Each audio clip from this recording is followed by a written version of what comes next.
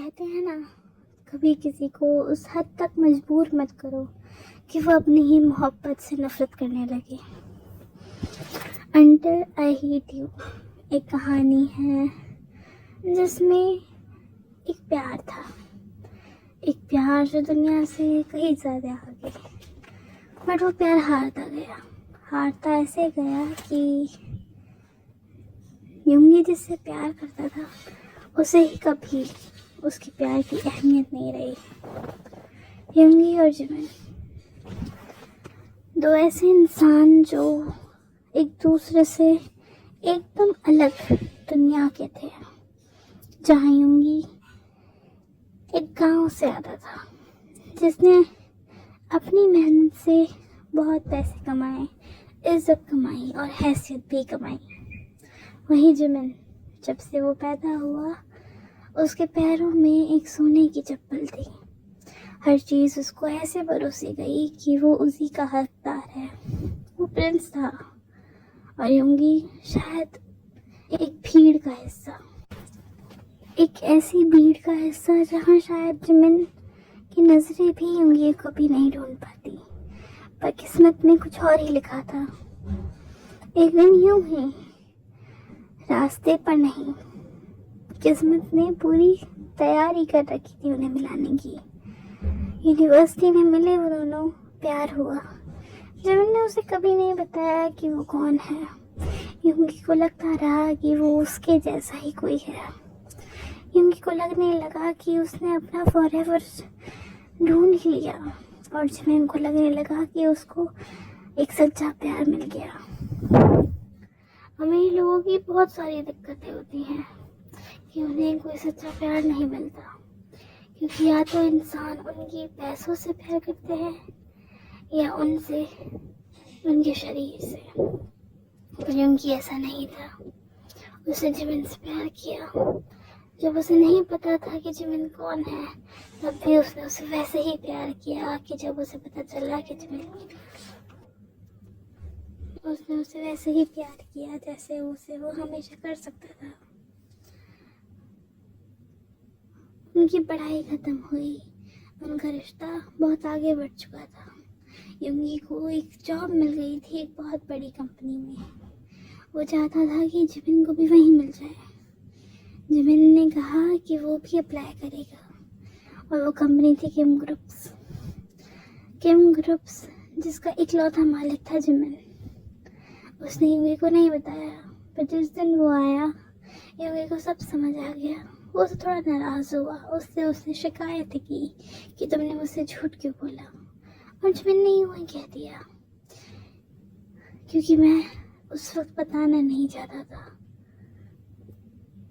युंगी ने सोचा कि हाँ, शायद अगर वो उसे बता देता तो युंगी जैसा बिहेव करता था वैसे शायद नहीं करता। जिमिन से शायद इतना दूर रहता कि कभी उसके इतने पास ही ना आता। जिमिन ने उसे घुटनों पे बैठकर प्रपोज किया। किम ग्रुप्स, एक मल्टी बिलियन कंपनी का इकलौते मालिक ने एक गरीब इंसान को, जो सिर्फ अभी इंडिपेंडेंट हुआ था, उसे प्रपोज किया। युंगी ने हाँ कह दिया क्योंकि जिमिन ही था जिससे वो प्यार करता था। उनकी शादी हुई, पर जिमिन के पेरेंट्स ने कभी एक्सेप्ट नहीं किया। और वो कैसे करते? उनका राजकुमार, जिसे सिर्फ पंखड़ियों पे चलने की आदत है, वो एक गरीब इंसान से कैसे शादी कर सकता है? हालांकि युंगी गरीब नहीं था, वो इंडिपेंडेंट था, वो अपना कमाता था, वो किम ग्रुप्स की एग्जीक्यूटिव टीम का सेक्रेटरी था और अगले शायद 3-4 सालों में वो एग्जीक्यूटिव हेड बन जाता। युंगी में कोई कमी नहीं थी, बट जिमिन के पेरेंट्स को कुछ और चाहिए था, कुछ और, कुछ बेहतर। पर युंगी कभी नहीं, उन्होंने नहीं देखा कि जिमिन अपने पति के साथ कितना खुश है। उन्होंने सिर्फ ये देखा कि किम ग्रुप्स के इकलौते मालिक एक गरीब इंसान के साथ नहीं रह सकते।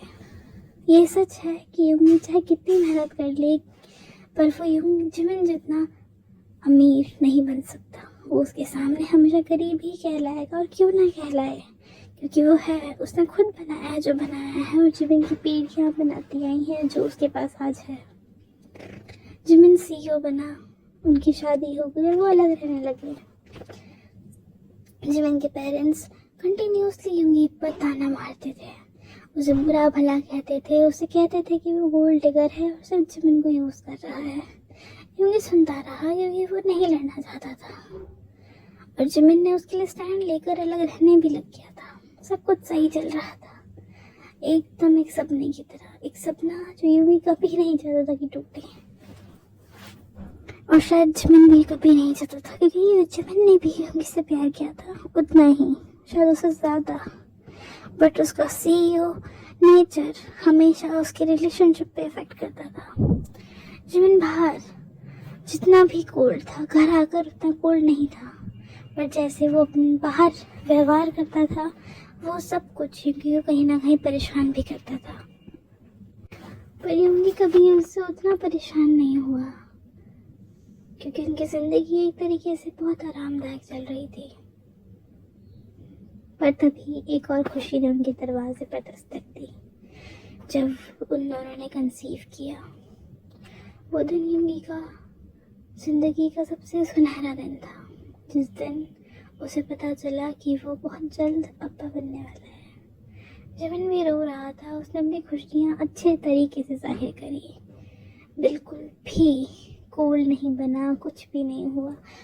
और जिमिन धीरे धीरे और ज़्यादा सॉफ्ट होता गया, इतना सॉफ्ट कि उसे हर वक्त यूंगी चाहिए था, अपने पास, अपने करीब, अपने दिल के पास। ऐसे ही दिन बढ़ते रहे और धीरे धीरे जिमिन जितना इमोशनली एक्टिव होता गया, उसे अपने पेरेंट्स की और याद आने लगी।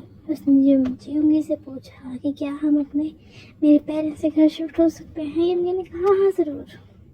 वो अपने मिनी को मना नहीं कर सकता था, और तब बिल्कुल नहीं कि उसका मिनी इतनी प्रॉब्लम फेस कर रहा है उनके बच्चे को जन्म देने के लिए।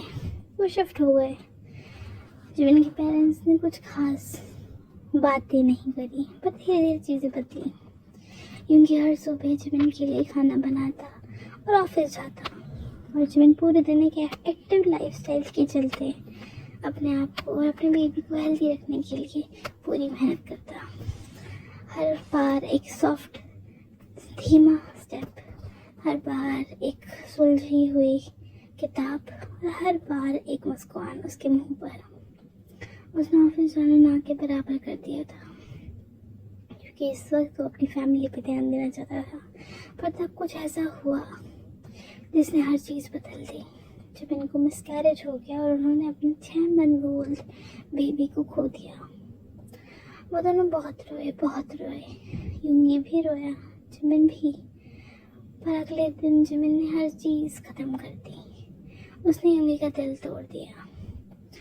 जिमिन अगले ही दिन से अपने ऑफिस जाने लगा, वापस अपनी पोजीशन संभाल ली, वापस हर काम करने लगा पहले की तरह, जैसे उनका बच्चा कहीं एग्जिस्ट ही नहीं करता था। यूंगी ने उससे लड़ाई नहीं करी, उसने उसे देखा। उसे लगा था कि जिमिन उसके पास बैठेगा, उसे बताएगा कि वो कितना परेशान है, वो कितना उदास है कि उनका बच्चा मर गया। पर जिमिन ने ऐसा कुछ नहीं किया। जिमिन अपनी दुनिया में वापस ऐसे लग गया जैसे उनका बच्चा कभी था ही नहीं।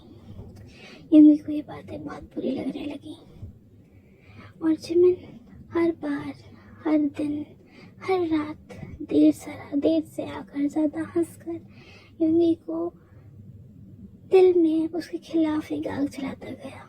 2 साल यूं ही निकल गए। अब के मैंशन में 4 लोग रहते हैं, जिमिन के पेरेंट्स, जिमिन और यूंगी। पर यूंगी और जिमिन एक बेडरूम में नहीं रहते। यूंगी रहता है उस नर्सरी में जो उन्होंने अपने बच्चे के लिए बनाई थी, और जिमिन वहीं रहता है अपने पुराने बेडरूम में, वही सीईओ पोजीशन संभालते हुए, हर काम करते हुए। यूंगी अब एग्जीक्यूटिव हेड है, किसी की अपील से नहीं पर खुद की मेहनत से। पर अब उसकी ज़िंदगी एक घुटन भरी ज़िंदगी रह गई है। हर रात पी कर आना, हर सुबह जल्दी निकल जाना, ताकि नामजिन के तानों से बच सके, क्योंकि जिमिन उनके सामने कभी यूंगी को डिफेंड नहीं करता। उनके पेरेंट्स उसे कहते हैं कि तुम फ्री की रोटियां तोड़ते हो, तुम एक गोल्ड डिगर हो, तुम किसी काम के नहीं हो। ये सब सुन लेता है कि हाँ शायद वो ऐसा ही है, तभी उसने जिमिन से शादी करी। क्योंकि जिमिन जिस इंसान से कोई प्यार नहीं कर सकता, पर शायद अभी भी प्यार बाकी था, इसीलिए शायद ये आज भी यहीं रह रहा था 2 साल बाद भी।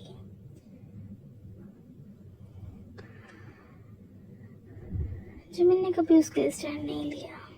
वो हमेशा सुनता रहता था, उसके पेरेंट्स बोलते रहते थे, और यूंगी हर बार अपनी नज़र नीचे कर लेता था, क्योंकि अगर उसका हस्बैंड ही अपने पेरेंट्स से नहीं बोल सकता तो वो लड़के क्या कर लेगा। वो तो पहले ही हार चुका है।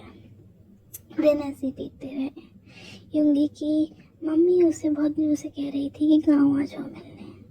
यूंगी ने पहले तो बहाने बनाए, पर एक दिन जब वो हर चीज़ से ऊब गया तो उसने कहा कि हाँ वो बहुत जल्द आएगा। उसने अपना सारा काम ख़त्म किया और अपने गांव के लिए निकल गया। जब वो अपने गांव के लिए निकला और गांव पहुंचा तो उसने देखा कि वहाँ जिमिन पहले से आ रखा है।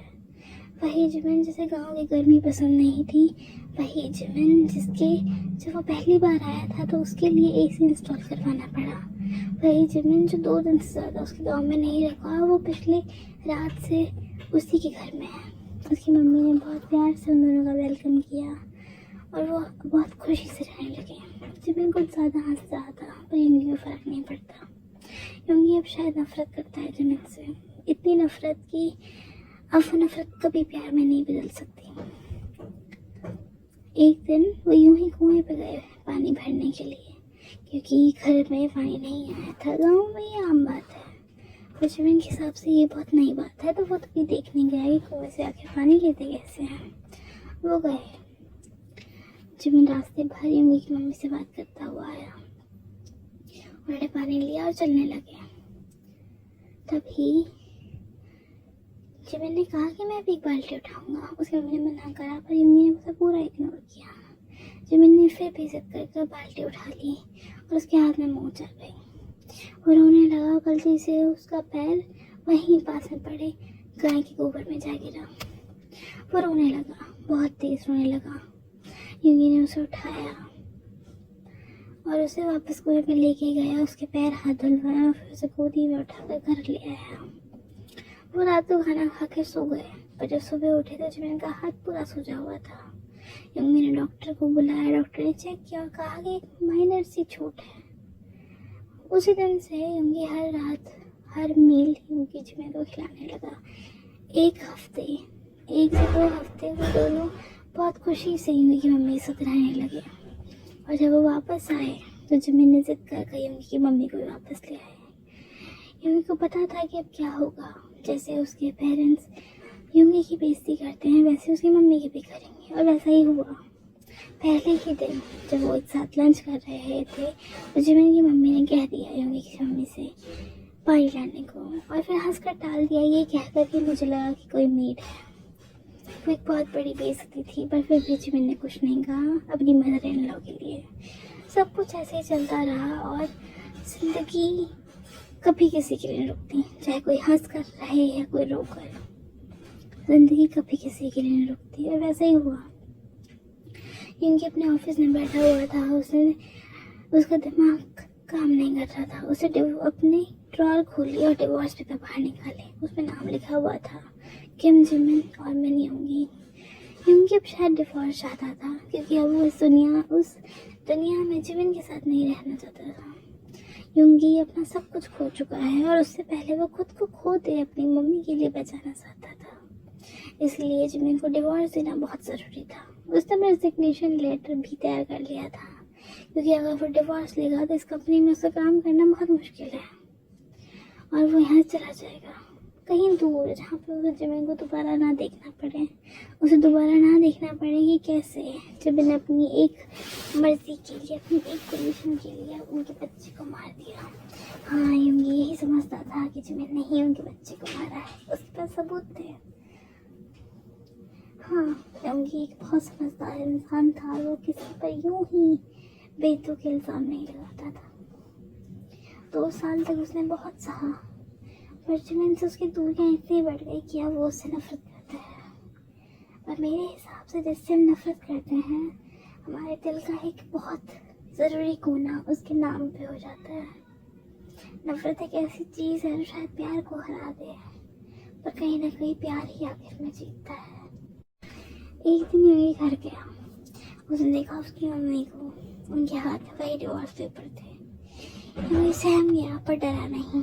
वो गया आकर अपना फ़ोन उठाया और जाने लगा। उसकी मम्मी ने रोते हुए उसका हाथ पकड़ा कि तुम जिमिन को डिवोर्स कैसे दे सकते हो। यूंगी ने कह दिया कि फिक्स साइन करके। उसकी मम्मी ने रोते हुए अपने बेटे का मुंह पकड़ा और बोला कि उसने भी अपना बच्चा खोया है यूंगी, तुम इस तरीके से नहीं कर सकते। यूंगी की आंखों में आंसू आ गए, उसका गला बैठ गया और वो एक कराहती हुई आवाज में बोल पड़ा कि उसे फर्क नहीं पड़ता।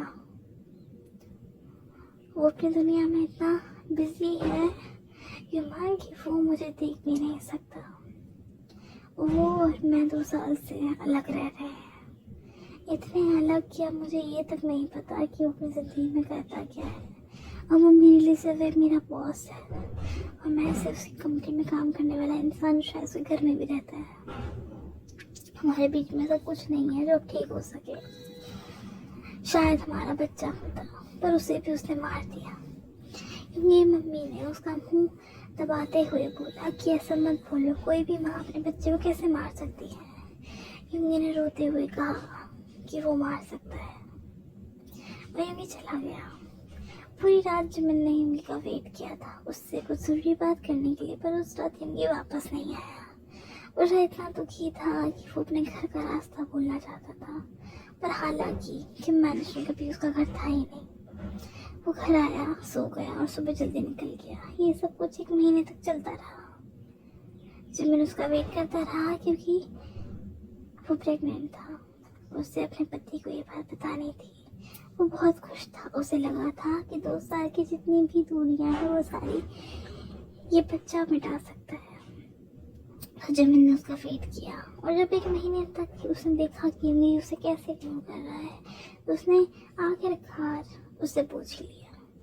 यूंगी ने उसे धक्का मारते कहा कि मुझे छू मत, मुझसे दूर रह के बात किया करो। जिमिन ने हंसते हुए बोला कि ठीक है, तुम थोड़े इरिटेट लग रहे हो, पर हम ये बात कर सकते हैं। यूंगी ने कहा कि 2 साल बाद चलो तुम्हें जरूर ऑफिस का कोई काम होगा। जिमिन ने कहा नहीं, मुझे कुछ बात बतानी है।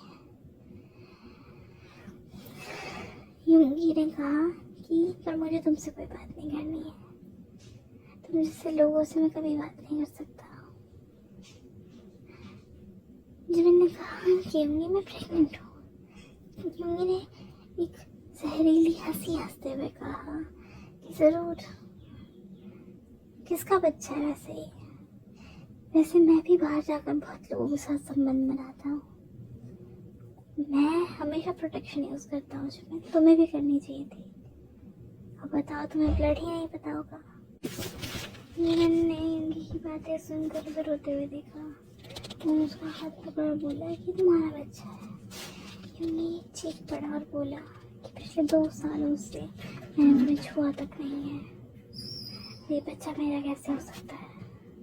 तुम जरूर बाहर गए होगे, ये उसी का रिजल्ट है। जिमिन अब मुझ पर मत डालो। यूंगी की मम्मी उसे रोते हुए देखने लगी। जिमिन ने अपना हाथ उठाया और रखकर यूंगी के मुंह पर मारा। यूंगी की आंसू टपक पड़े, उसका दिल बहुत भारी था। पहले ही सब कुछ और अब शायद इस रिश्ते में कुछ नहीं बचा था। जिमिन के पेरेंट्स ने चीखे, उन्होंने कहा कि मैं हमारे घर से निकलो। यूंगी ने अपना मुंह हिलाया, अपनी मम्मी का हाथ पकड़ा और जाने लगा। जाने से पहले उसने अपने कोट की पॉकेट से पेपर निकाले, डिवोर्स पेपर, और उन्हें साइन करने लगा। जिमिन रोते हुए उसकी तरफ भागा कि नहीं, ये बच्चा तुम्हारा ही है यूंगी, तुम यकीन तो करो। और वो रोने लगा। यूंगी नहीं रुका, उसके आंसू टपक रहे थे, पर उसने साइन कर दिए। उसने कहा कि पहले तुमने मुझसे प्यार किया, मुझसे शादी करी, हम प्रेग्नेंट हुए, फिर तुमने एकदम से हमारे बच्चे को मार दिया। जिमिन चीखा कि मैंने नहीं मारा हमारे बच्चे को। योंगी उस पर चीख के पड़ा और जिमिन हिल गया कि तुम्हें मारा है। उसने अपने पॉकेट में से रिपोर्ट्स निकाली, 2 साल पुरानी रिपोर्ट्स। डॉक्टर की रिपोर्ट्स पे लिखा था कि मिसकैरेज का रीज़न है अबॉर्शन पिल्स। उसने पेपर रख के मुंह पर, जिमिन के मुंह पर फेंका और बोला पढ़ लो। जिमिन पढ़ रहा और बैठ कर रोने लगा। उनके पैर पकड़ कर कि मैंने नहीं किया, मैंने नहीं किया, मैंने नहीं किया। आखिर वो कैसे समझाए, वो कैसे साबित करे, जबकि योंगी उसका योंगी ये सब पहले से मानता है तो उस पर यकीन नहीं करता है। योंगी भी यकीन कैसे करे जब रिपोर्ट सच बोल रही हैं। योंगी ने कहा अगर मैं बच्चा नहीं चाहिए था तो मुझे बता सकते थे, हम उसे मिलकर अबॉर्ट कर सकते थे, पर तुमने पहले मुझ में एक आशा जगाई कि तुम्हें बच्चा चाहिए, फिर उस बच्चे को मार दिया।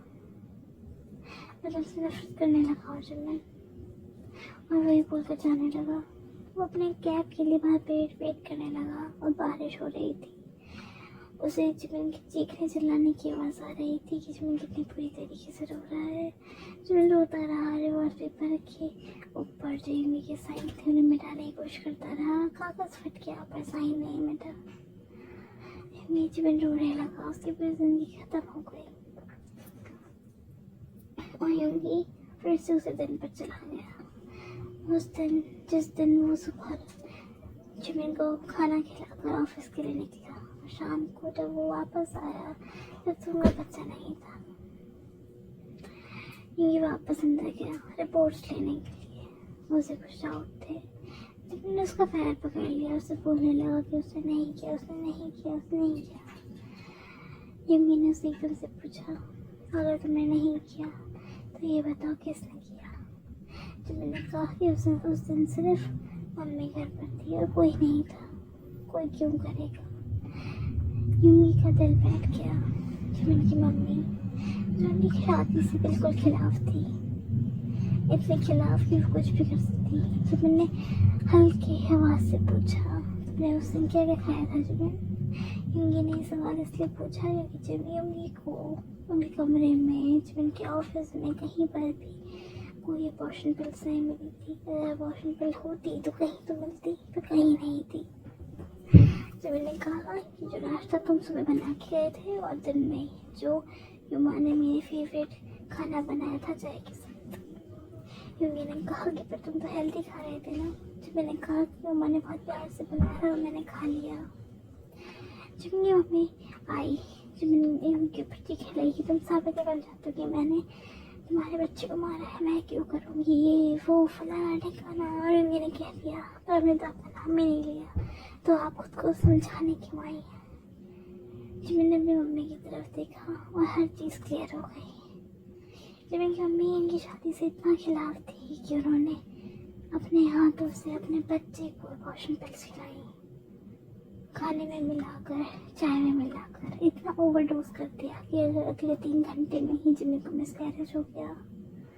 जिमिन सोकर जब उठा तब तो उसका बच्चा मर चुका था और उसकी मम्मी ने उससे रीज़न बताया कि वो एक मिसकैरेज था, बच्चा वीक नहीं था, बच्चा वीक कभी नहीं था। और उसकी मम्मी ने कह दिया कि बच्चा बहुत वीक था और इसलिए वो मर गया।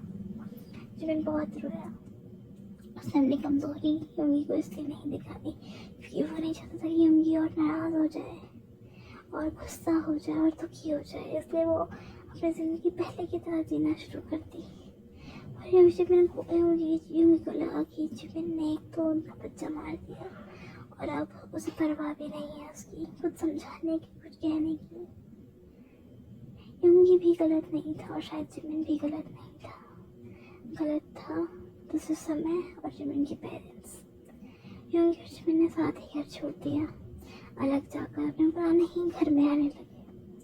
जिमिन की प्रेगनेंसी बहुत ज़्यादा पेनफुल थी। जिमिन को एंग्जाइटी आती थी, जिमिन को डिप्रेशन था, वो रात भर रोता रहता था। पर जिस दिन डॉक्टर ने कहा कि बच्चा थोड़ा वीक है, उस दिन से जिमिन ने हर चीज़ बदल दी। अपना खाना, अपने सोचने का तरीका, उसे रोना बंद कर दिया। पर कहीं ना कहीं उसके पेरेंट्स से मिला हुआ धोखा उसके दिल के अंदर आज भी था।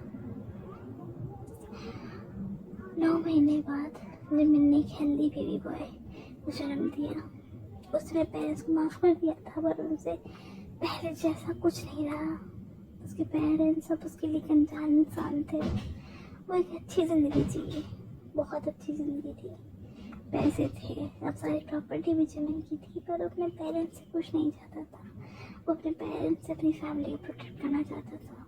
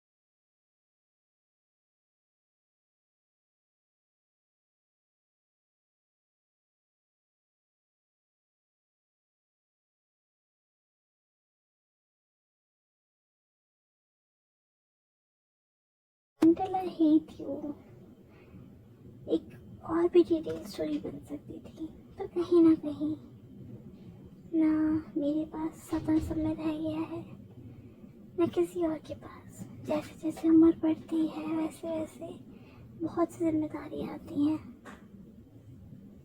पैसे कमाने की, अपनी फैमिली को सपोर्ट करने की, और शायद मेरा लिखना ही एकमात्र साधन रह गया है मुझे कमाने का।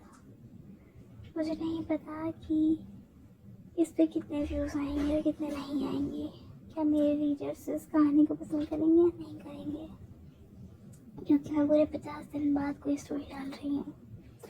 मुझे लगता है कि अगर आप लोग हल्के सा प्यार करें तो शायद मैं थोड़े पैसे कमाकर अपने टैलेंट को जिंदा रख पाऊँ और अपनी फैमिली को भी सपोर्ट कर पाऊँ। Thank you for your time and reading.